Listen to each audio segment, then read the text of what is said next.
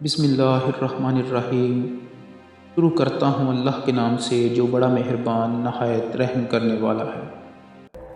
اہرام مصر قدیم مصری تہذیب کا ایسا عظیم شاہکار ہے جو ہزاروں سال گزرنے کے بعد بھی دنیا اپنے سحر میں مبتلا کیے ہوئے ہے۔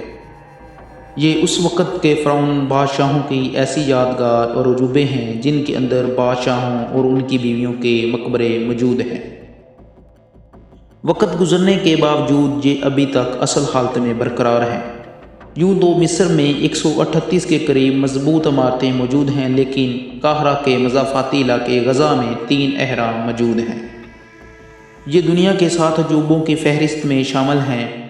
ان کی تعمیر کی بنیاد قدیم مصریوں کے اس دنیا میں ہیں۔ دراصل وہ مرنے کے بعد دوبارہ اسی دنیا میں زندہ ہونے پر ایمان رکھتے تھے، اسی لیے وہ موت کے بعد لاشوں کو حنوط کر کے ممی کی شکل میں احرام کے اندر رکھ دیتے تھے، اور ان ممیوں کے ساتھ زر و جواہرات اور دیگر سامان بھی رکھا جاتا تھا جو صاحب مقبرہ کے خیال میں دوسرے جنم کے بعد اس کے لیے ضروری ہوتا تھا، تاکہ ان کے پسندیدہ جانوروں، ہتھیاروں، لباس، برتن آلات اور اکثر اوقات خادموں اور غلاموں کو بھی ان کے ساتھ ہی دفن کیا جاتا تھا۔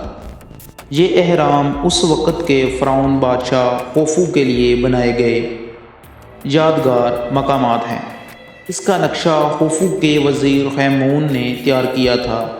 اہرام کی تعمیر کے وقت اس کی اونچائی 146 میٹر تھی، لیکن موجودہ اونچائی 138 میٹر ہے، کیونکہ 1300 قبل مسیح میں ایک زلزلے کے دوران اس کے اوپر رکھا سفید پتھر گر گیا تھا جو سلطان ناصر الدین الحسن قاہرہ اٹھا کر لے گیا، جس سے ایک مسجد اور ایک چھوٹا قلعہ تعمیر کرایا گیا۔ آج بھی ان پتھروں کے باقیات اہرام میں موجود ہیں۔ ان اہرام کا وزن تقریباً 5 سے 9 ملین ٹن ہے۔ اس حساب سے اس کی تعمیر میں 20 سال کا عرصہ لگا اور روزانہ 800 ٹن پتھر لگایا گیا۔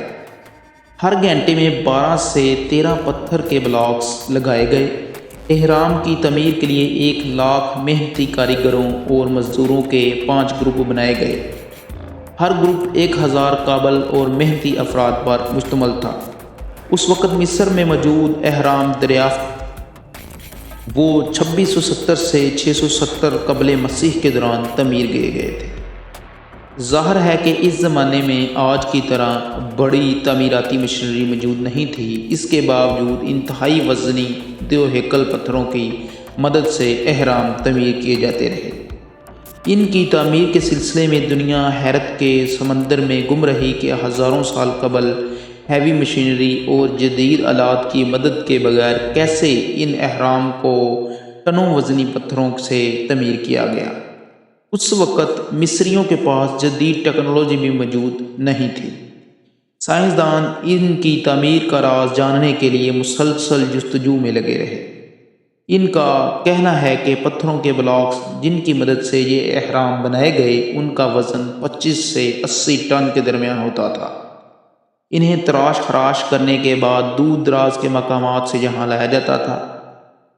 محققین نے دعویٰ کیا ہے کہ ان بھاری پتھروں کو صحرا سے یہاں لایا جاتا تھا اور ان کو گیلی ریت پر پھسلاتے ہوئے یہاں پر منتقل کیا جاتا تھا۔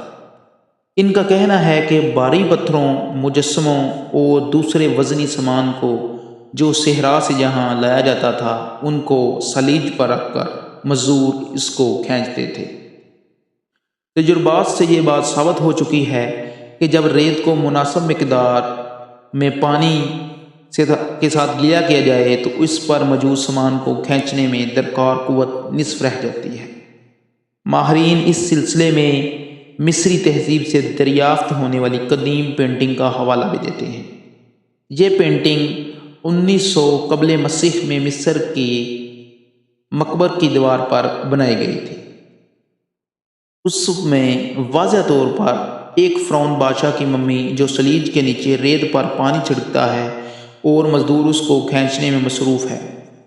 اس فارمولے کے ذریعے اس قدر بھاری پتھروں کو کھینچ کر ان یادگار اہراموں کو تعمیر کیا گیا، جنہیں آج دنیا کے عجوبوں میں شمار کیا جاتا ہے۔ اور واقعی یہ ہزاروں سال قبل بھاری مشینری اور جدید آلات کے بغیر قدیم مصریوں کا ایسا عجوبہ ہے جو دیکھنے والوں کو حیرت زدہ کر دیتا ہے اور کھول کر ان کے اس تعمیراتی نمونے کو داد دینے پر مجبور کرتا ہے۔